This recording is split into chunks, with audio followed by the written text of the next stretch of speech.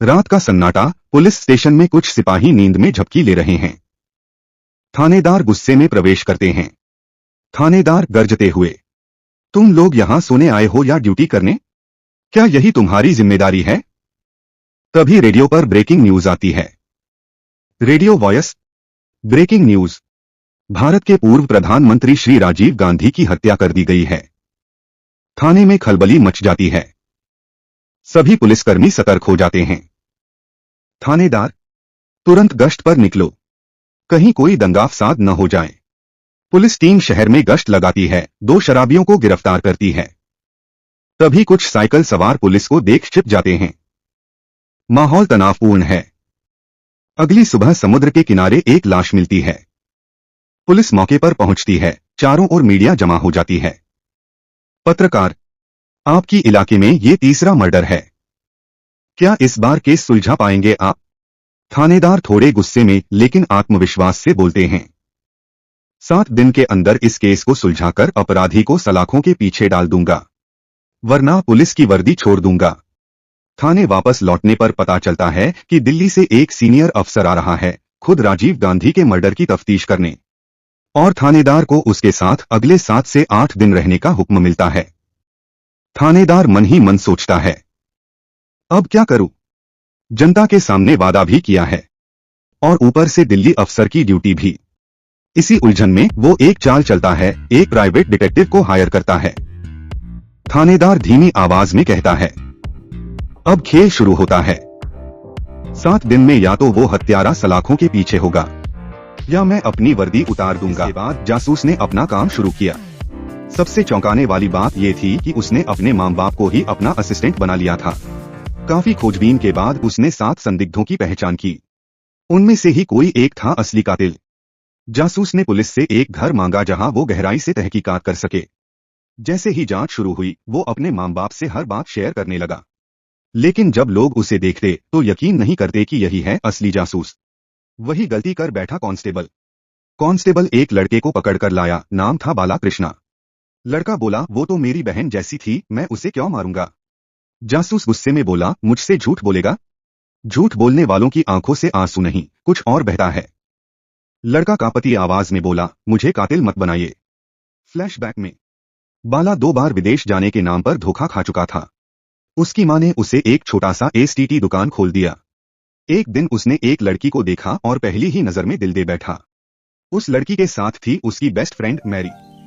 बाला कुछ दिन तक लड़की का पीछा करता रहा। पता चला वो एक मेंटली अनस्टेबल बच्चों के आश्रम में काम करती है। फिर एक दिन समुंदर किनारे मुलाकात हुई। लड़की बाला की दुकान पर फोन करने आती है और मैरी बाहर बेंच पर बैठी होती है। तभी एक दूसरी लड़की आकर उसके पास बैठती है, जिसे देखकर बाला उसे दीदी कहता है। बाला, लड़की रंभा और मैरी दुकान छोड़ समुंदर किनारे घूमने निकल जाते हैं। रंभा कहती है, मेरे घर वाले मुझसे प्यार नहीं करते, बस मेरी नौकरी से करते हैं। मेरी ख्वाहिश है कि मेरे जन्मदिन पर जिनसे मैं प्यार करती हूँ उनके साथ केक काटूं। बाला पूछता है, तुम्हारा बर्थडे कब है? वो जवाब देती है, कल। बाला प्लान बनाता है, आधी रात को समुंदर किनारे केक काटेंगे। लेकिन जब वो रंभा को घर छोड़ रहा होता है, रंभा का भाई उन्हें देख लेता है और रंभा को बुरी तरह मारता है। बाला ये सब बयान पुलिस को देता है। फिर रंभा का बर्थडे मनाने के लिए बाला, रंभा, मैरी और एक और दोस्त झांची चारों समुंदर किनारे पहुंचते हैं। केक काटा जाता है। झांची मैरी से कहती है, चलो उन्हें अकेला छोड़ देते हैं।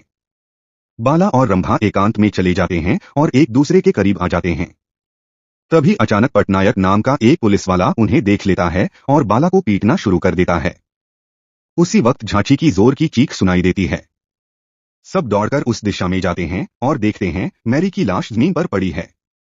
रंभा टूटकर उसके पास बैठ जाती है और रोने लगती है। पटनायक चिल्लाता है, तुम सबने उसे मारा है। फिर देखा जाता है झांची के माथे पर भी चोट का निशान है। लेकिन बाला जासूस के पास जाता है और अपना आखिरी बयान देता है। पटनायक ही असली कातिल है। इसके बाद जासूस रंभा को पूछताछ के लिए बुलाता है। जासूस के माता पिता साफ कहते हैं, यह लड़की कत्ल नहीं कर सकती। लेकिन जासूस उसकी आंखों में देखकर सीधा सवाल करता है, क्या तुमने मेरी को मारा? रंभा कुछ देर चुप रहती है। फिर धीरे धीरे अपनी और मेरी की कहानी बताने लगती है। वो कहती है कि उनकी मुलाकात एक शारीरिक रूप से अक्षम लोगों के आश्रम में हुई थी। वहीं से शुरू हुई थी उनकी गहरी दोस्ती, या शायद कुछ और। इसके बाद रंभा बताती है बाला के साथ अपने रिश्ते के बारे में। लेकिन जैसे ही जासूस बाला की बातों से उसका बयान मिलाता है, एक बड़ा विरोधाभास सामने आता है। रंभा कहती है, हम पर 3 गुंडों ने हमला किया था, लेकिन बाला का कहना है हम पर पटनायक ने हमला किया था। अब जासूस उलझन में है। कौन सच बोल रहा है, कौन झूठ के जाल में फंसा रहा है, किसके चेहरे के पीछे छुपा है एक और चेहरा। कहानी धीरे धीरे उस मोड़ की ओर बढ़ रही है जहां सच और झूठ के बीच की दीवार टूटने वाली है। इसके बाद पूछताछ के लिए झांची को लाया गया। फिर जासूस ने कहा, मैरी को क्यों मारा तुमने? झांची बोला, मैंने हत्या नहीं की। लेकिन जासूस सख्त लहजे में बोला, मेरे पास सबूत है कि तुमने ही उसे मारा। झांची बोला, मैं तो मैरी को ठीक से जानता भी नहीं।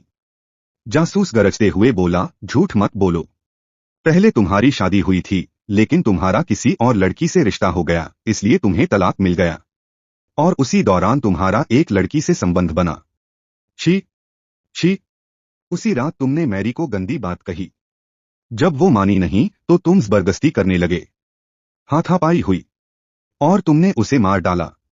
झांची का पति आवाज में बोला, हाँ, हमारी हाथापाई हुई थी, लेकिन उस दौरान मैरी ने मेरे सिर पर मारा और मैं बेहोश हो गया। जासूस कड़े स्वर में बोला, झूठ बोलने से कुछ नहीं होगा, हत्या तुमने ही की है। तभी एक कांस्टेबल आकर पोस्टमार्टम रिपोर्ट देता है।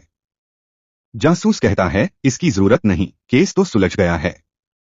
फिर भी वो रिपोर्ट एक नजर देखता है और चौंक उठता है। रिपोर्ट के अनुसार मैरी की हत्या किसी पुरुष ने की थी। एक पल को कमरे में सन्नाटा छा जाता है। झांची चुप और जासूस की आंखों में हैरानी। इसके बाद पुलिस कमिश्नर गुस्से में आकर जासूस को फोन करता है और डांट लगाता है, अब और देर मत करो, तुरंत केस सुलझाओ। वो पत्रकार आंदोलन खड़ा कर रहा है। इसके बाद पटनायक को पूछताछ के लिए बुलाया जाता है। जासूस उससे सवाल करता है, तुमने हत्या क्यों की?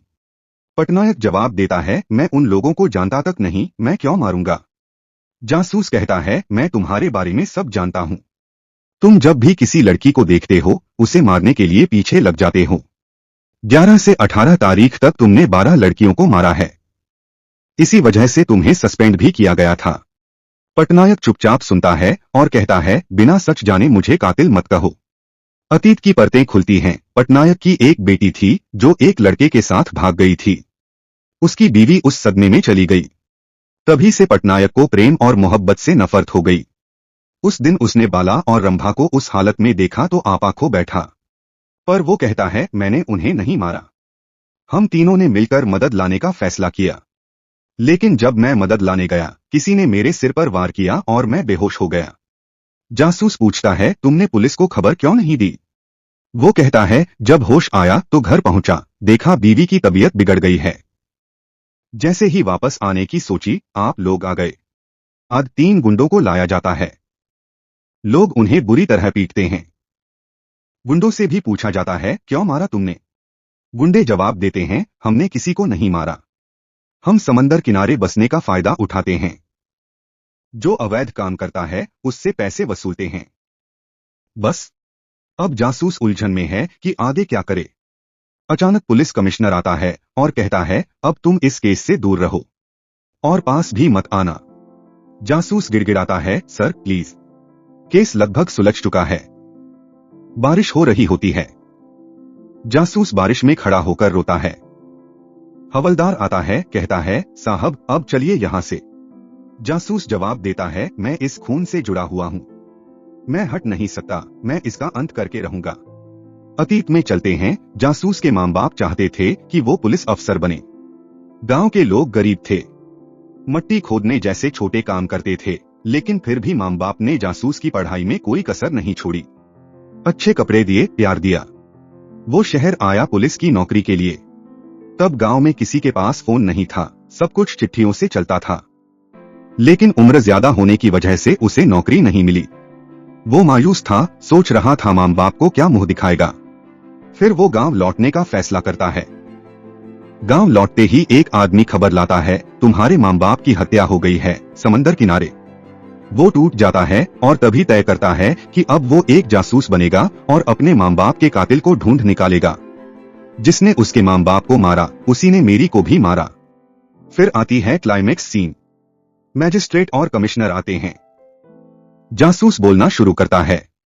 हत्या के 1 घंटे के अंदर असली हत्यारा पुलिस की गिरफ्त में था, लेकिन पुलिस को पता ही नहीं था कि वही हत्यारा है। जासूस हंसता है। फिल्म की शुरुआत में जो शराबी पकड़ा गया था वही असली कातिल है। फ्लैशबैक शुरू होता है। वो बचपन में ही खून करके जेल जा चुका था। अब वो एक पेशेवर कातिल बन चुका था। उसे बाला ने मर्डर के लिए पैसे दिए थे, लेकिन बाला को रंभा ने भड़काया। रंभा का अतीत खुलता है। उसके पिताजी के पास पैसे थे, रंभा और उसके भाई को खूब खर्चा देते थे। फिर अचानक वो दिवालिया हो जाते हैं और आत्महत्या कर लेते हैं। रंभा का दिमाग बिगड़ जाता है, पैसे की दीवानी हो जाती है। अपने ही भाई, भाभी और बच्चों से बुरा बर्ताव करती है। वो देखती है कि आश्रम का डॉक्टर अच्छा पैसा कमा रहा है, उसी से रिश्ता बना लेती है और विदेश जाने के सपने बुनने लगती है। लेकिन उनके पास पैसे नहीं होते। उसे अखबार पढ़ने की आदत होती है। वहीं से उसे किडनी ट्रांसप्लांट की खबर मिलती है। फिर वह आश्रम के बच्चों की किडनी चुराने लगती है। कुछ दिन ये सब चलने के बाद डॉक्टर और आश्रम प्रमुख पीछे हटना चाहते हैं, लेकिन रंभा कहती है बस थोड़े दिन और। मेरी इस सब का रिकॉर्डिंग कर लेती है।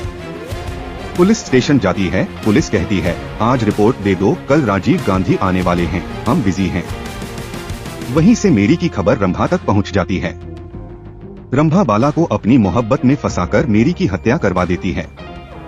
जासूस के माँ बाप को भी मारा जाता है क्योंकि वो भी रंभा की हरकतों को जान चुके थे। अगर दिल दहला देने वाली कहानियाँ और ऐसे रोमांचक मूवी एक्सप्लेनेशन पसंद है तो अभी सब्सक्राइब करो, क्योंकि अगली कहानी और भी ज्यादा जबरदस्त होने वाली है।